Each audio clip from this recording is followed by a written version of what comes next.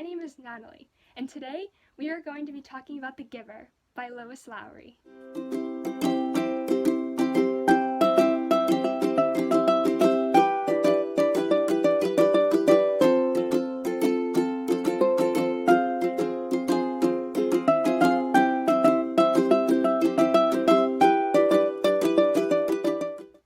So let me just get started by giving a preface of how I entered this world in this book. I know I'm doing that a lot now, but let's all be honest. When you're about to enter a journey, you always have a little preface of how did you choose to go there and what were you going to do when you get there and, your itinerary. And that's kind of what I'm trying to say now. So when I first discovered this book, it was in 5th grade, and my 5th grade teacher at the end of the year said, "Hey, The Giver is my favorite book of all time. And you're a reader and you really liked Number the Stars this year, so you should probably read this book, and I really think you're going to like it."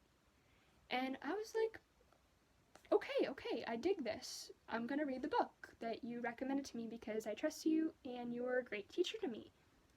Well, come to find out that The Giver is now one of my favorite books of all time too, right up there next to Wonder. One day I will do top 10. It's gonna be hard because I love all of my babies equally, but this one is special. So that summer I started The Giver, and I read it relatively quickly and quickly discovered that it is a dystopia like none other precedented before it. It is,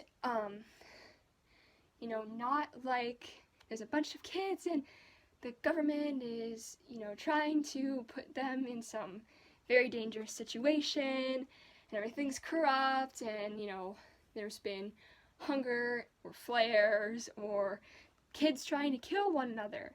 No. It's set up as, hey, look, the government has made a perfect society, and everybody is perfect within it, and there is no flaw and no imperfection. And everybody's assigned a job, everything is tracked, nothing is left for people to decide, which is really creepy. In this society, families don't choose one another, so a mother and father are chosen by the government to be together, kids are assigned to their family, birth mothers are assigned to give birth to kids without ever knowing the father, so kind of like sperm put into the mother to make them have a baby. And names are assigned, not by the family unit, but by the government as well. Jobs are assigned by the government, and pretty much everything is in this little bubble, and things happen exactly according to plan. There is no color in this world. There are no feelings in this world. Even though they have like a sharing of feelings moment, but it's not really feelings. And there's no like bumps in the road, no hills, no like weather, so no snow, no rain, nothing. It's just this blank, empty, emotionless world. And it's very, very sad. Now, what makes this book such a captivating read? Well, the protagonist's name is Jonas, and he is born into this world, and he's entering his ceremony of 12. Now, in the ceremony of 12, you are given the job that you will have for the rest of your life, and Jonas doesn't know what job he's going to get. I mean, he's done a lot of service in a lot of different places, and he doesn't exactly have a pinned interest.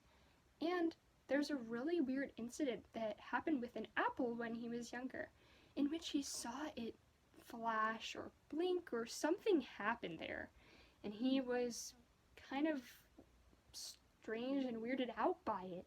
He didn't like it, and he didn't understand what was happening. Well, at the ceremony of 12, everybody is going, and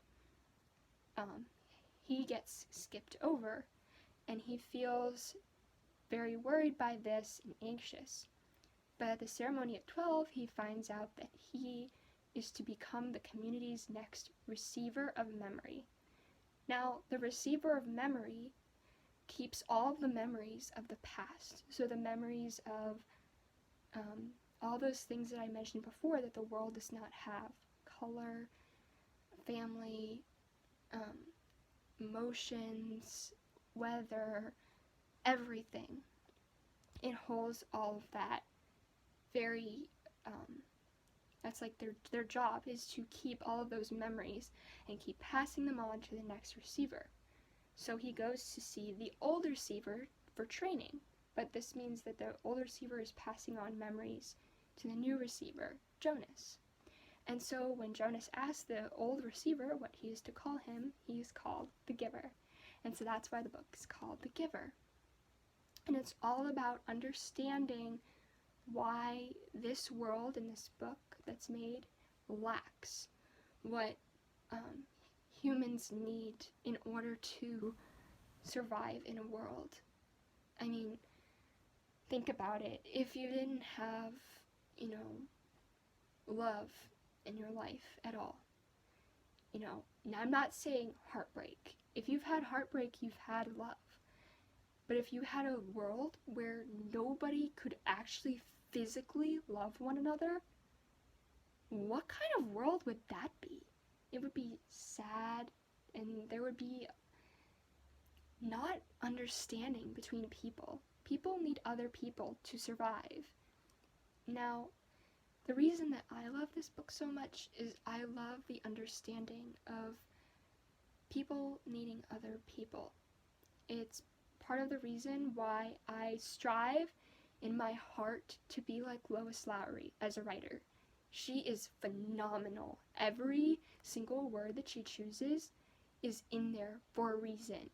It's beautiful, and it's chillingly creepy, and I love every second of it, and I hope you will too. I know that in 6th grade, after my whole reading over the summer in 5th grade, this was assigned to us to read, along with Wonder. And if you remember how I talked about that book and how books that year were really good, this was another reason why. And everybody came to me and they're like, Natalie, what happened in this chapter? And I was like, read the book. It's excellent. And, people would get a little upset about me and everything like that, but I wouldn't care, because I would tell them this story is worth reading. I mean, I'm sure a lot of you have read Hunger Games, and I'm going to talk about that later, and The Maze Runner, and I'm going to talk about that one later too, and a lot of other terrible dystopias where the world is indefinitely awful.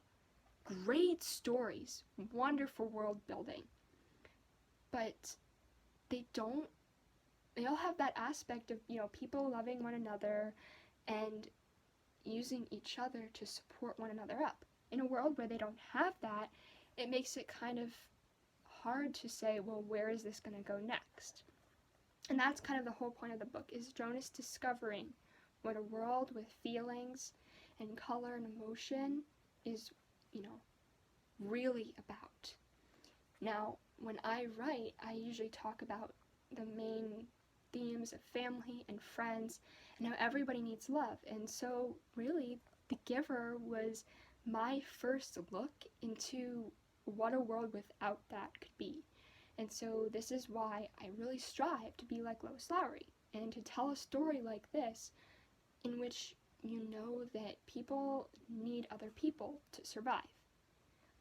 So I definitely recommend this book to anyone who is looking to discover themselves or to understand, if you're in a hard place and you understand why life threw you the things that it did. This book will tell you exactly why, even if you've lived through something and you ask, why did I have to go through this, that you'll always see that you would have chosen that thing to be where you are now.